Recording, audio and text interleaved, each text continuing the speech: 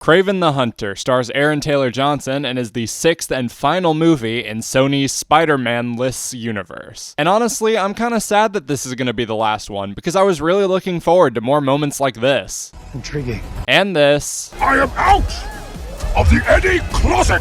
And this. He was in the Amazon with my mom when she was researching spiders right before she died. But even with all that said, I actually didn't think this looked terrible. I mean, it didn't look good, but it at least looked like fun, and for it to finally go for the R rating, I was at least expecting some juicy action. So, what did I think of the movie?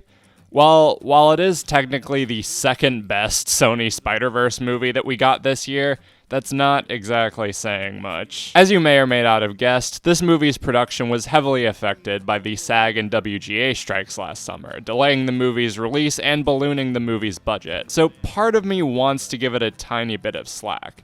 But then the other part of me remembers, oh right, this is Sony. This is just kinda how their movies are now. Firstly, from a production standpoint, this movie is on par with Madam Web with how much of a cobbled together, poorly rendered mess it is. The effects are so fucking goofy and cheap looking. There are so many shots of Kraven jumping around, defying the laws of physics, and it just looks like a video game. The transformation of characters like Rhino will make you wish you're watching Amazing Spider-Man 2, and the animals that are shown in this movie look like they were purchased from Footage Crate and cheaply composited into the movie. The editing as well is super clunky. Not only are there a lot of really awkward cuts, but this movie continues the recent Sony trend of having really noticeably bad ADR, except this one probably has it the worst. There are scenes where characters will be talking and their lips aren't even moving. Hell, there's one scene where I'm not even convinced the voices coming out of the characters' mouths are the same actors. It's so jarring and obvious and kind of embarrassing when you consider that a movie from 2003, which also had a lot of bad ADR, did a better job at hiding it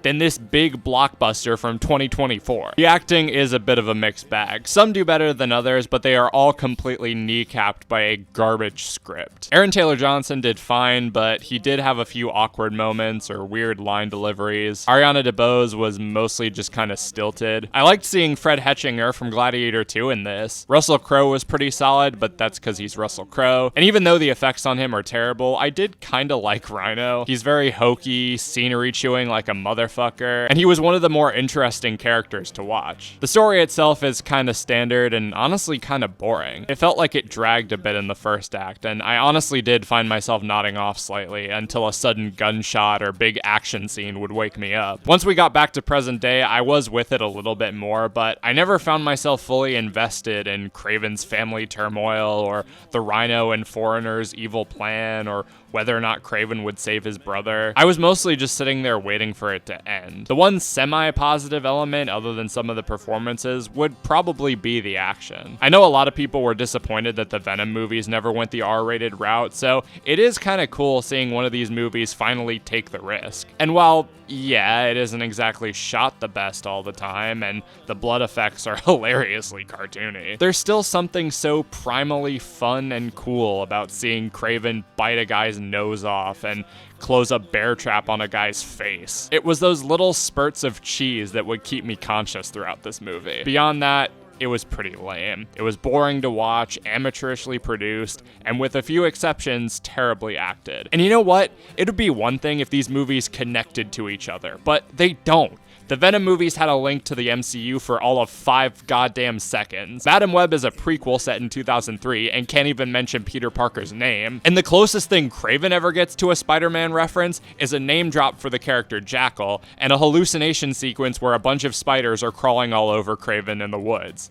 Very clever. So if you aren't going to put in the effort to make these movies good and you aren't building any larger story, then what the fuck was even the point of this whole universe? It's morbid time. Oh right, memes. Anyway, Kraven the Hunter was a very stupid movie, but if you got a good laugh out of Madam Web or Venom, I'd say give it a watch. I'd rate it a 2 out of 5.